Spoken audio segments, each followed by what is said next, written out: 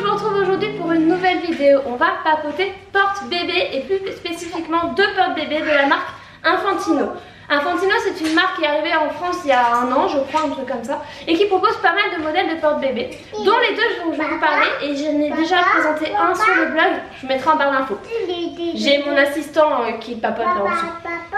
Alors le premier dont je vais vous parler, c'est celui-ci. C'est le Candle Up de chez Infantino, donc il se représente. Il est tout choupinou, celui-là, je le trouve vraiment tout chou. Hop, il est annoncé de 0 mois de la naissance à 18 kg. Alors ils disent de la naissance, mais c'est pas de la naissance, vu qu'ils annoncent 5,5 kg. Il n'y a pas de bébé. Voilà, un bébé normal ne sort pas à 5,5 kg. Excusez-moi si ça bouge, et mon fils est en train de passer sous le trait. Voilà.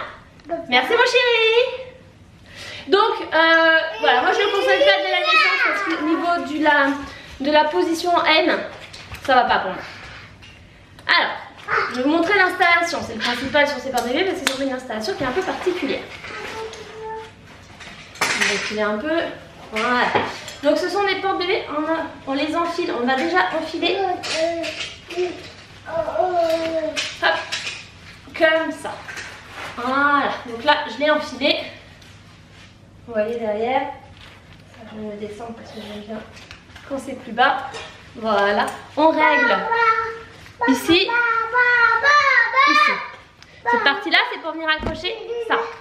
J'en ai un qui a vu que j'avais installé le porte-bébé, il a envie de venir. On y va? Tu montes? Allez, j'embarque mon assistant, donc on passe le tablier entre les jambes du bébé. Et on vient clipper. Hop.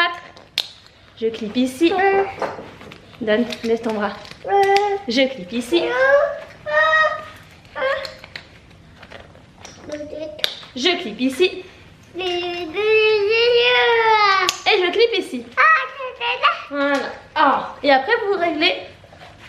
Tu m'as donné des coups. Oui, tu m'as fait bobo. Alors comme vous voyez, Christian est déjà bien grand, mais il est loin des 18 kg. Hein. Donc au niveau des jambes, le tablier pour l'âge de Christian, pour moi, il est trop petit. Voilà. Donc le tablier à ce niveau-là, trop petit. Il n'a pas non plus les jambes qui pendouillent. Il n'est pas non plus retenu par les parties intimes avec les jambes qui pendouillent.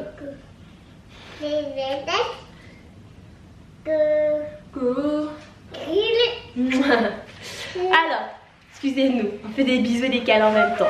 Donc je vous disais, il n'est pas non plus pendu par les jambes, mais il faudrait plus de longueur de tablier pour moi pour arriver jusqu'à 18 kg. Parce que bon, voilà, il n'est pas non plus... Chris fait 13 kg, donc normalement je devrais pouvoir l'utiliser encore longtemps.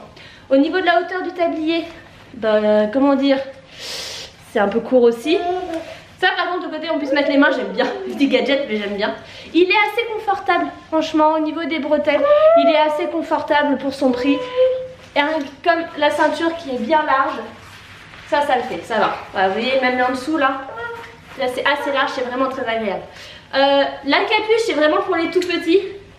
D'ailleurs, je vais l'enlever parce que chez nous, cette capuche-là, elle n'a plus d'utilité. Mais elle est tellement chou. Regardez, ça fait une capuche avec...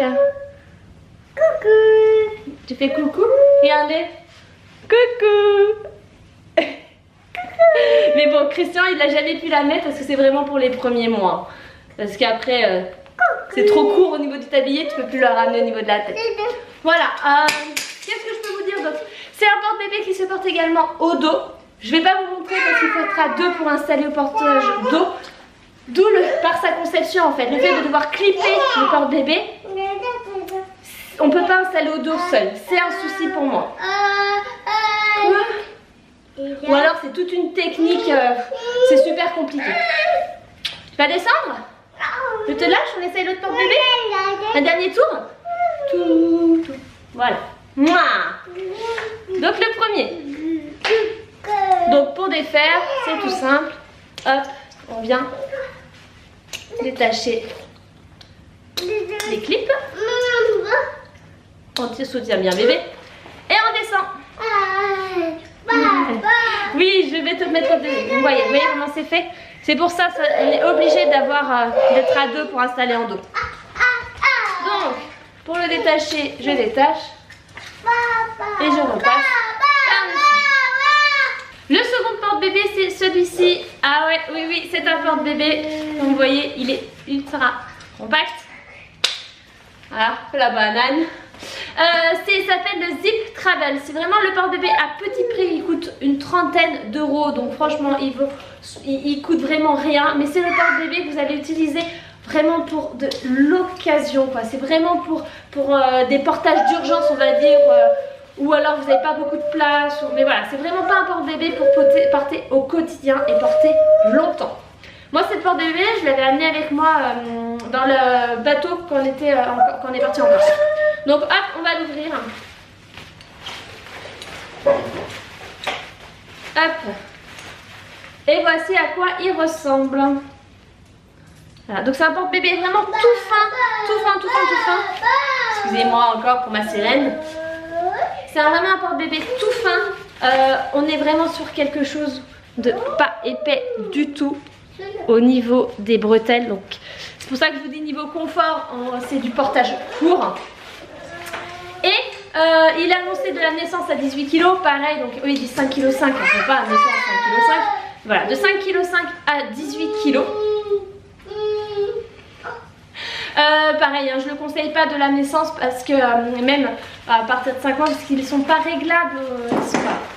On va commencer à partir du moment où le bébé attrape ses pieds, parce qu'ils ne sont pas réglables au niveau du tablier. Donc comme l'entrejambe n'est pas réglable, il faut déjà un bon écartement des hanches pour pouvoir les mettre dedans, d'accord? Donc pas dès la naissance pour moi. Et comme je disais, c'est un porte-bébé d'appoint. Hop, on vient clipper. Tuc. Comme l'autre, on passe. J'avais pas attaché le dos, ça je peux passer les bretelles. Hop, on attache dans le dos. Touc. Et là, on est prêt à accueillir bébé pour aller l'installer. Donc c'est comme l'autre, on va venir clipper au fur et à mesure. Chérie, tu viens maintenant? Je suis allée chercher mon assistant et j'ai triché. Il a un gâteau. Ma puce, il y a déjà pas mal de bruit dans cette vidéo, si vous pouvez éviter d'en faire encore plus. Alors on vient clipper. Catel touche pas au trépied. Hop. De l'autre côté. C'est pratique d'avoir des enfants. Hein. Ah, c'est cool. Hein. Faire des vidéos dans le calme. Catel, c'est moi qui parle, ma chérie.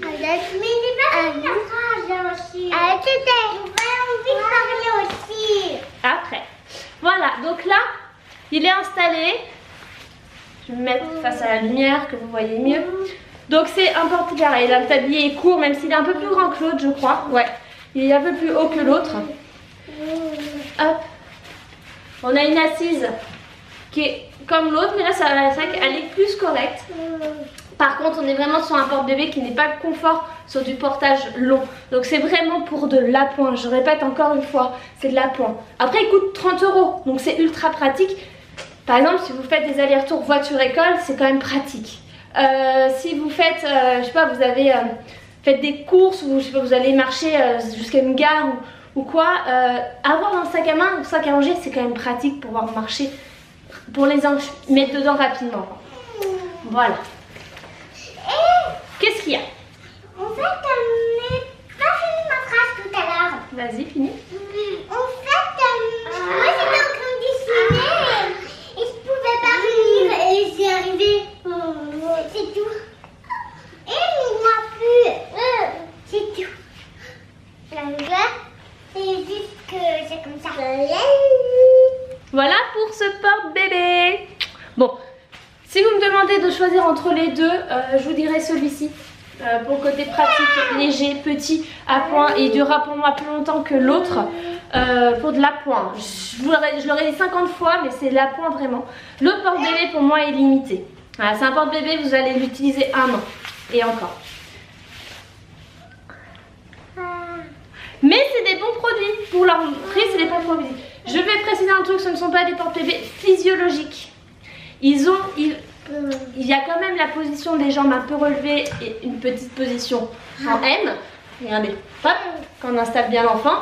Donc on n'est pas du tout sur un porte-bébé physiologique. Mais ce ne sont pas des porte-bébés qui sont mauvais non plus parce qu'ils n'ont pas les jambes qui pendouillent quoi. Ils ne sont pas retenus par l'entrejambe. Ils sont quand même assis et ils ont presque, il manque un peu de longueur du tablier pour vraiment avoir les jambes en M. Mais on est sur quelque chose qui est pas trop mal. Voilà. Si vous avez des questions concernant ces deux porte-bébés, surtout vous n'hésitez pas. Mais il te voit là, regarde. Surtout vous n'hésitez pas, vous me les posez en commentaire de cette vidéo, j'y répondrai avec grand plaisir. Je vous mets les liens. Au revoir. Merci. Je vous mets les liens en barre d'infos concernant ces deux porte-bébés. Donc ce sera sûrement des liens Amazon si je les trouve. Ou sinon ça sera sur leur site. Si vous avez d'autres questions, bah, n'hésitez pas. Ah si, j'ai oublié. Je vais vous montrer comment on l'enlève quand même. Allez, pour le défaire c'est tout simple. On vient. Hop. Et voilà. Tadam, liberté. Donc on défait derrière et on va repasser. Hop là. Et pour refermer, vous voyez ici, on vient tout simplement pour rentrer le porte-bébé dans la banane. Je vais pas le faire maintenant parce que avec les enfants, je vais pas y arriver.